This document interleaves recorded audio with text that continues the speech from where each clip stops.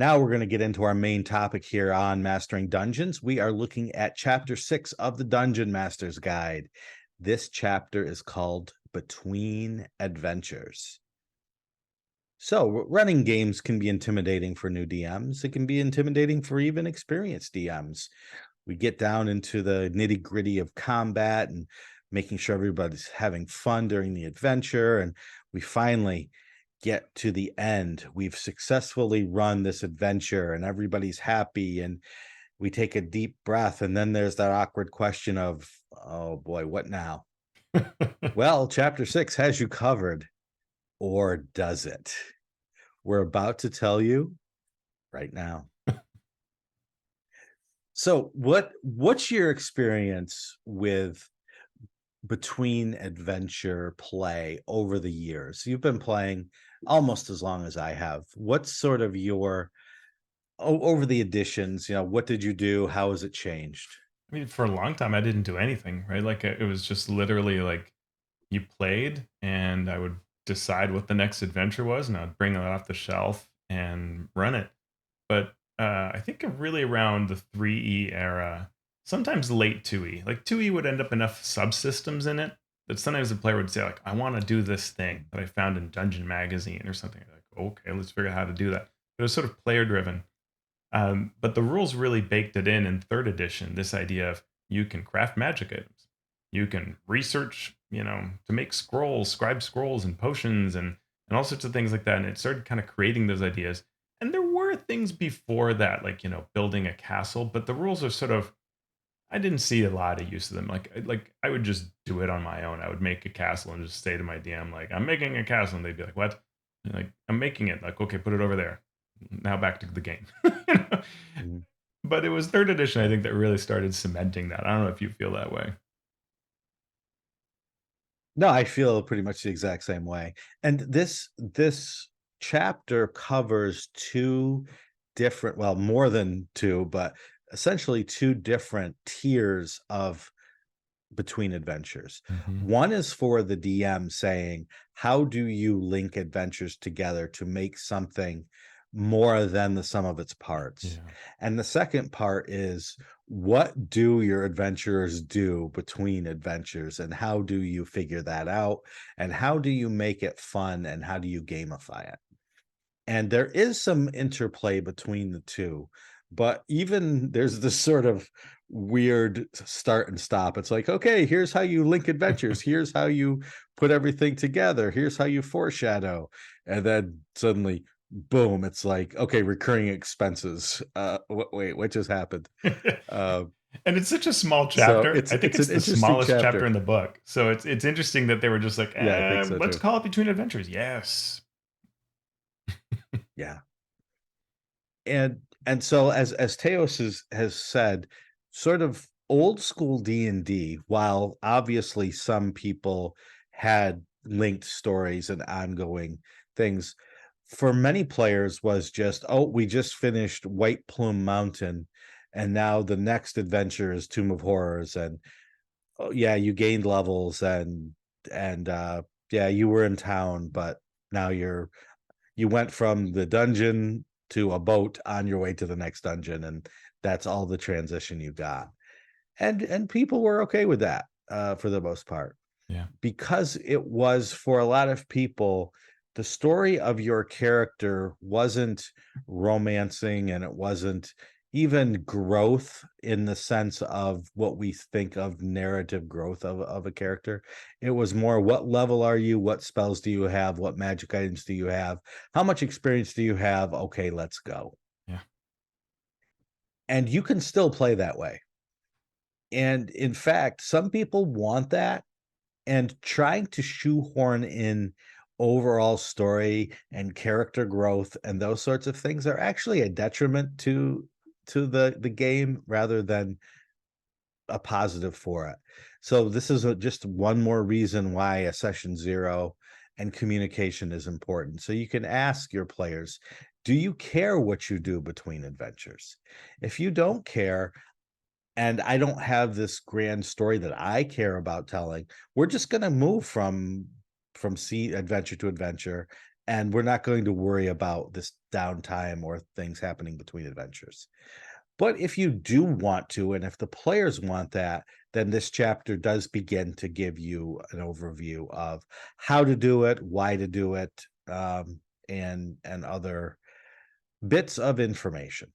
I was thinking a lot about this chapter because it's short. It's like I could read it and just think back, like, how Mhm, did they approach this chapter? And it really mirrors what I think a number of people have been saying on our Patreon Discord, where they've been saying, this is an edition that when it was written didn't know how popular it would be.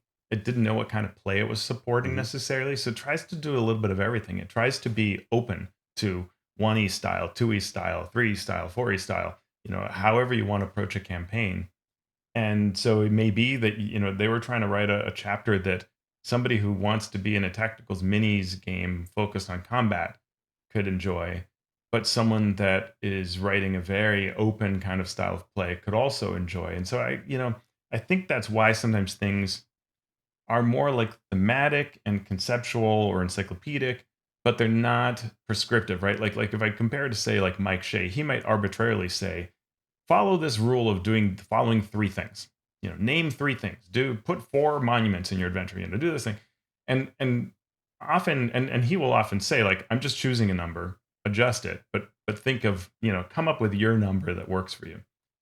And this doesn't do that, I think, because it's trying to be serving to all these different styles, so it doesn't make any hard recommendations, right. which makes it hard to then implement it. And I say this, I'm long thought that I'll finish now. If you look at their adventures, their published hardback adventures, don't do all these things the way that they're talking about it, right? Because there is no particular prescription or formula that this DMG is giving you. Right. Yeah. And it's a lot of the information in this chapter and in other chapters seems to be from we're just going to look back at what's come before and describe it.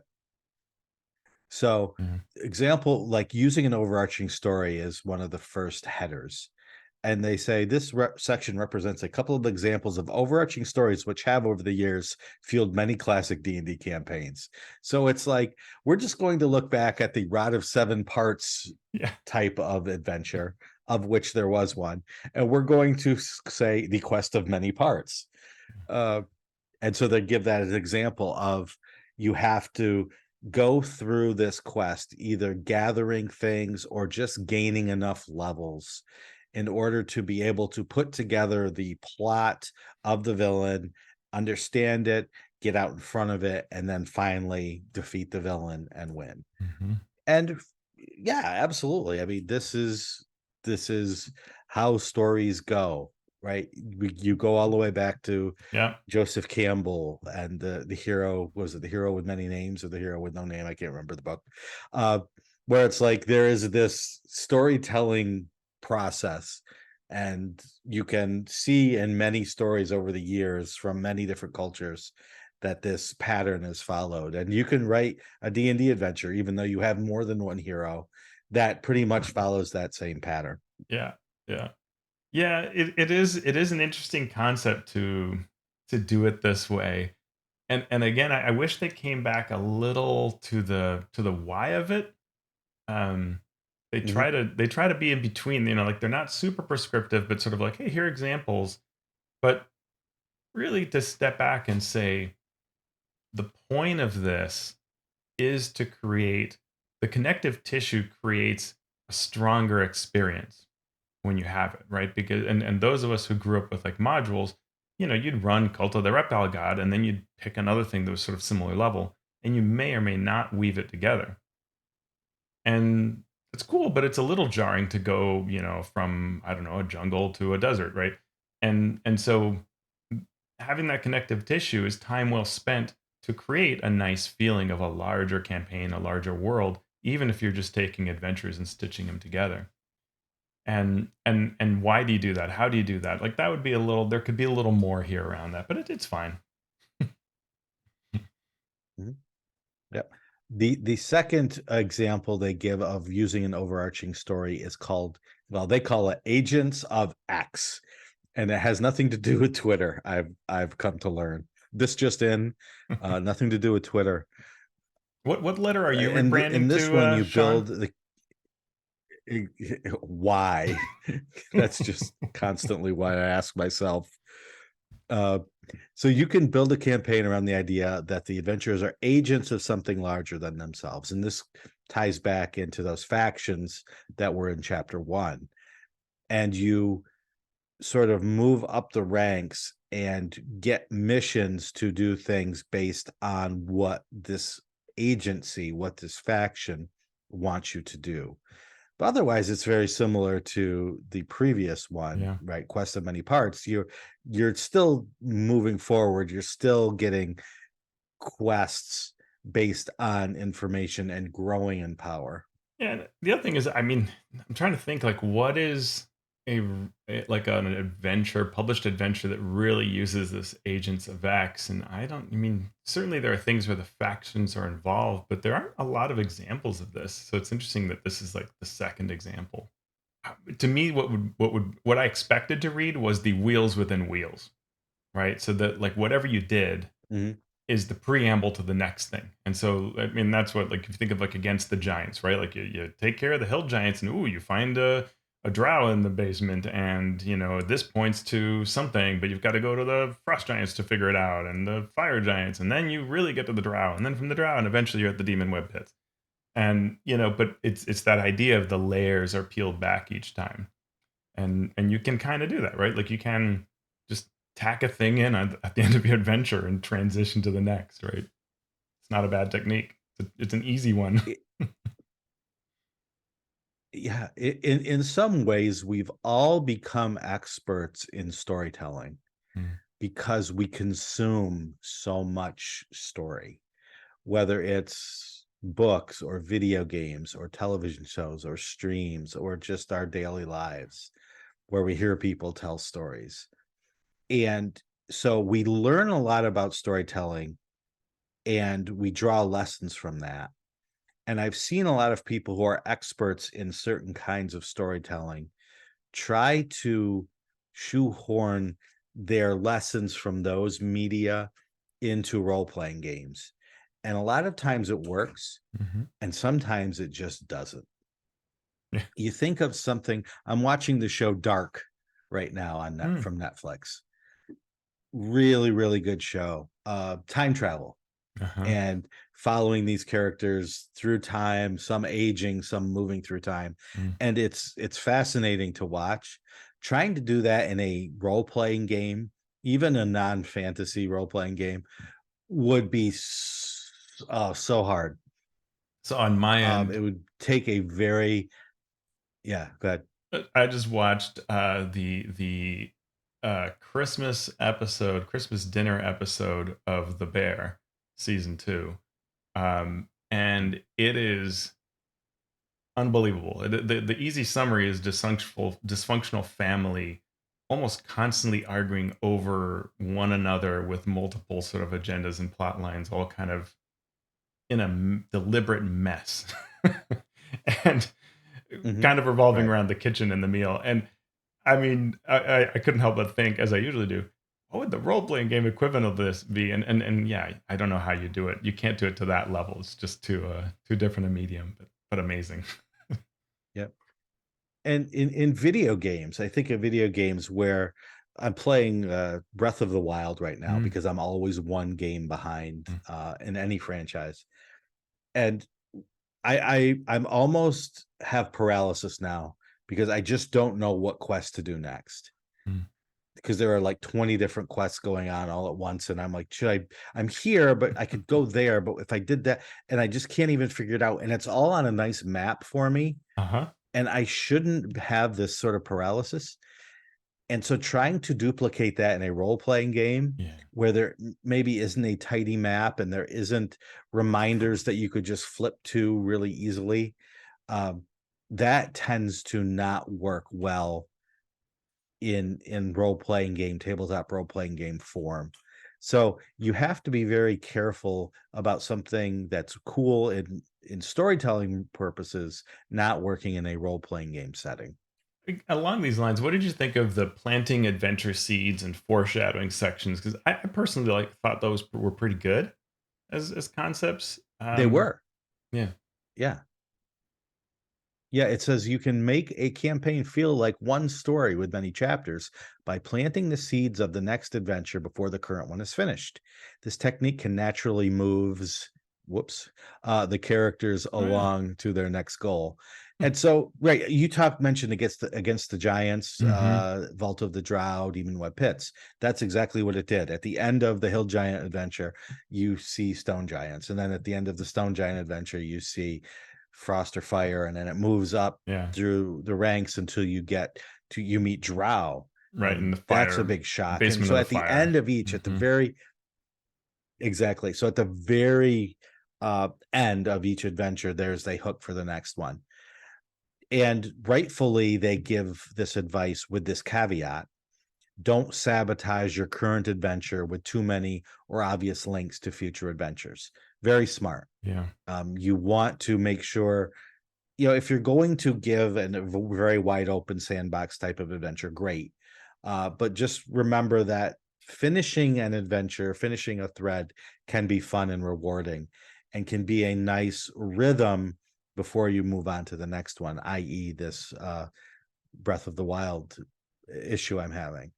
So Mm-hmm. I think that's very great. And it harkens back to me the sort of open world concept of how do you want to run a game versus, you might also call it the sandbox, Yeah. versus having sitting rails in a sandbox. So you're on a rail, but you're leaving room for these rails to move through your sandbox, or being in a sandbox, but the sandbox is on rails.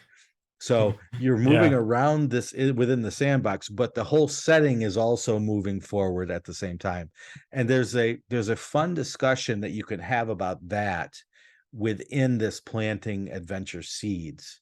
Uh, I didn't expect them to do it in this chapter, Mm-hmm. but I think at some point, sort of setting out how a different campaign type might deal with moving between adventures would have been helpful.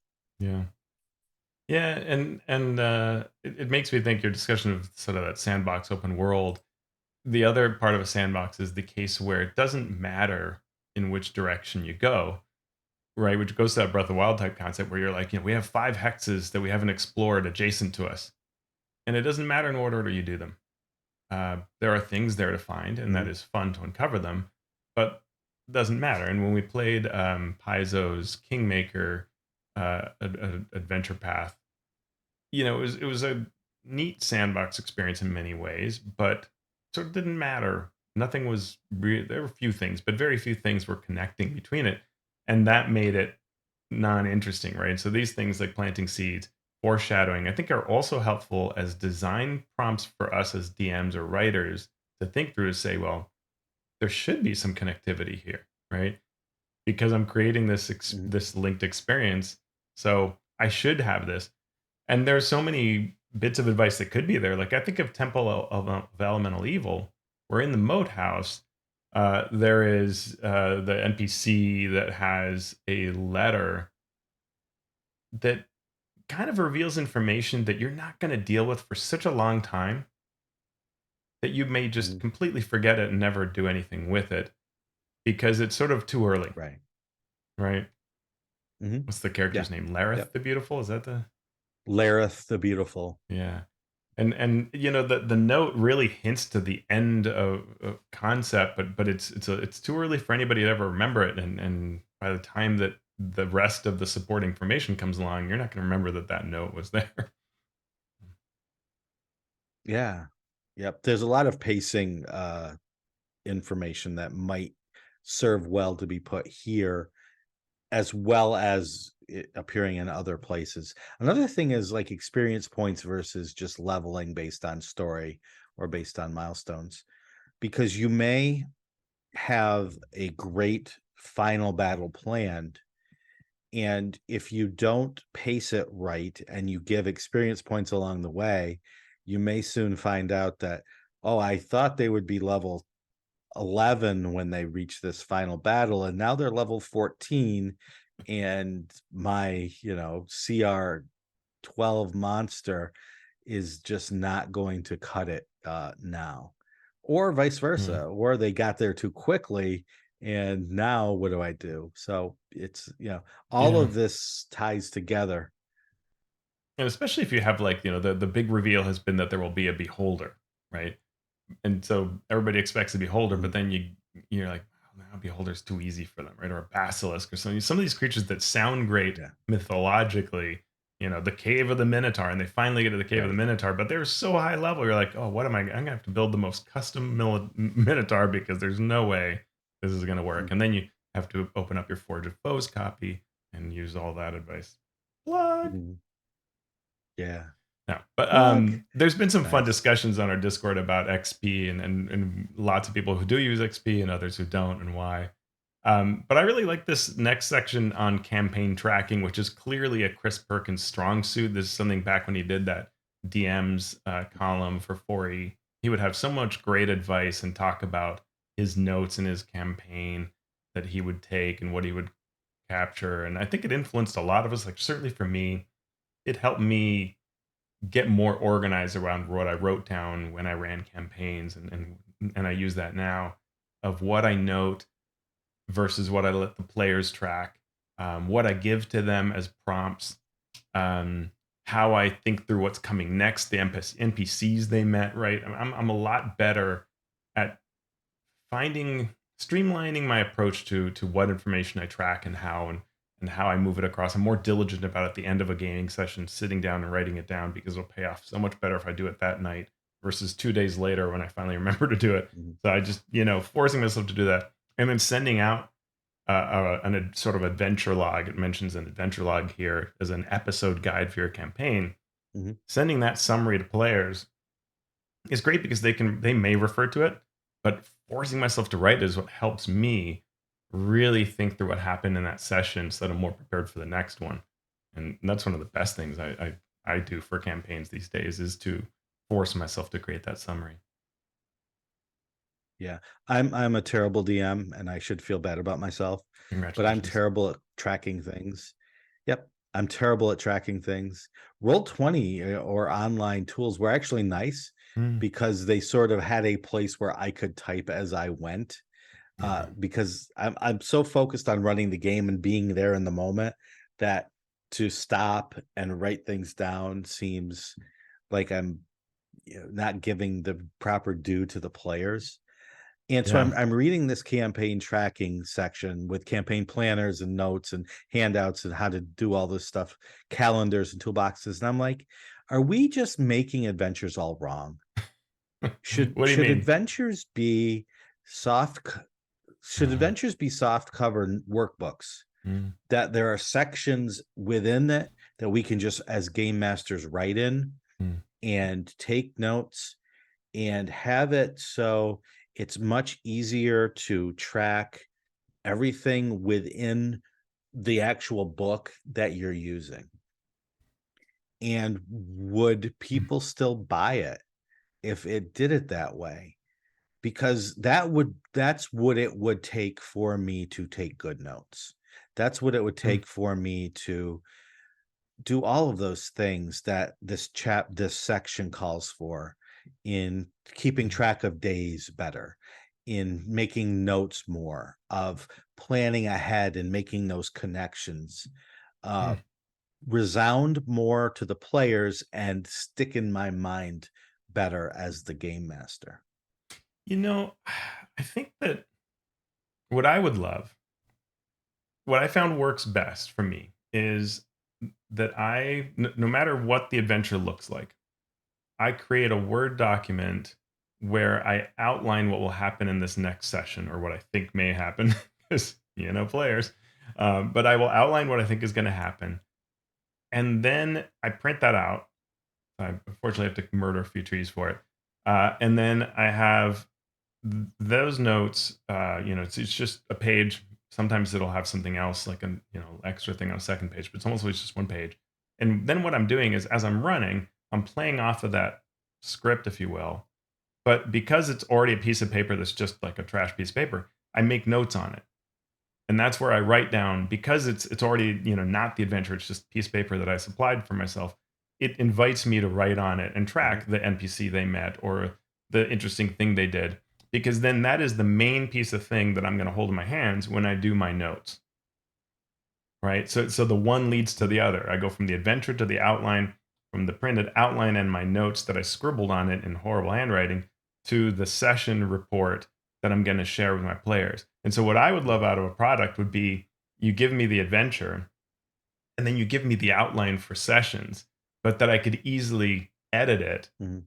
to what because you might do half of a session one time or whatever. So easily edit that and then go to to that format, because I think that the creation of it is sort of helpful too. I don't know, but I'd love to see someone experiment with Mhm. that as a format. That'd be really cool. Yeah. Yeah, just that Hmm. it came up because like you said, you do all this work. I'm not doing that work. I'm too lazy. I've got other stuff going on. It's just not going to happen. I will print out on a sheet the monster stat block, Hmm. and I that I love will that. refer to and write on. And those are some things that I But think would be good tips here. It's funny, there's this foreshadowing and so on, but there isn't anything here about really prep, right? How to prepare an adventure, Mhm. or how to how to run a session in any kind of real specifics in this whole book. And that's a thing to me that could have maybe been here, because having monsters in a format that you can write on is so helpful, that you can scribble out their hit points, that Mhm. you can change up a power, right? A monster feature, add something else. That all happens because you print it, right? And highlight the thing that Mhm. that you want to use on the monster. That is super helpful, and I think would have been good advice to have in a DMG. So that takes us through the DM portion of this chapter. Shall we save the other for next session? Yeah, yeah, I think we can certainly talk about And downtime given our background. So let's do that a different time, and this recurrent expenses and downtime, because it's such a fascinating topic, and we can maybe get into a little more how to. And one thing, Sean, that came up, yeah. um, I think in a couple of YouTube comments this week, were folks saying, I'd love you to get to the end of this and tell us what tools you think do these topics better, or what or how you would approach these topics. And that is, we try to do that as we go, but part of it is, I don't know that there is always a better answer out there. There's just, you kind of choose your poison as to what you'd write in a Yeah. book. But for downtime, I think we can certainly talk about it that way. Yeah, we may have done a little bit of work on that. Yeah, I was listening to those as well, and those comments about, Hmm. could you tell us what's good, what resources we could go to? And I want to reiterate that what we've been covering, the Dungeon Master Guide, isn't bad. Yeah. It's just limited by page count, by word count, by time, to not necessarily cover everything that a new game master might need to think about. So we will try to think of other media out there that covers it. We already talked about Mike Shea Hmm. and his Lazy Dungeon Master stuff, as well as his other stuff. We talked about Chris Perkins, Yeah. who did a blog series where he covered a lot of this stuff in much Okay. better detail. So we know he can, because we've seen him do it. It's Yeah. just it didn't make it into this particular book. Uh, Yeah. so there are tons of places out there, blogs and books and everything, that you can find more in-depth information on these topics. And it is interesting when you talk to anybody who has played in a Jeremy Crawford home campaign or a Chris Perkins home campaign, they will all Mhm. say they're incredible. Like, they are so good at their craft. So Mhm. there's no shortage of skill in that department, right? And I think it is the Mhm. when you're trying to imagine what should be in this book for the audience with limited page count, it is really hard to think through what to put in there. And Mhm. so you end up with something that's necessarily going to be imperfect. And we may say, "Oh, the 4E DMG and DMG2 are so good," and I say that all the time, but they're not without flaws. And in some ways, it's that maybe they just got lucky to write the book in a way that really happened to work for that edition. And I think fifth edition, I really like the comments that people have made about our shows that say, maybe 5e didn't know what it was going to be when it was being written. And then that's probably somewhat true, which made it all the harder. Yeah. Yeah, But maybe we can I think think too about some that's a other good point. like source books and things like that different guides and so on that are useful, and suggest some too. Mm. Sounds good. Well, I want to thank you, Teos, you, for coming on to the show yet again and enlightening and entertaining us. And I want to thank our patrons out there who keep the lights on. Thank you to our Master of Dungeon supporters. Thank you to our Master of Realm supporters, who I am looking at a list of right now in our show notes.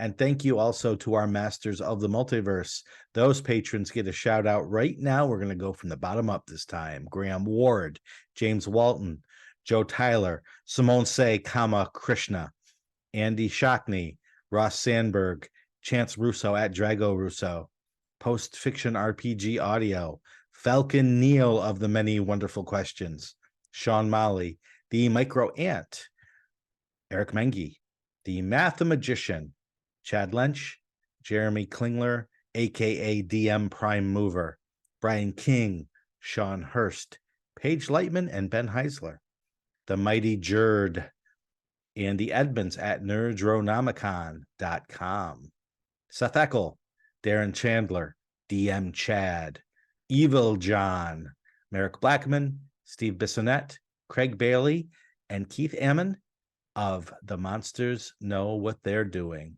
Thank you so much for being masters of this particular multiverse.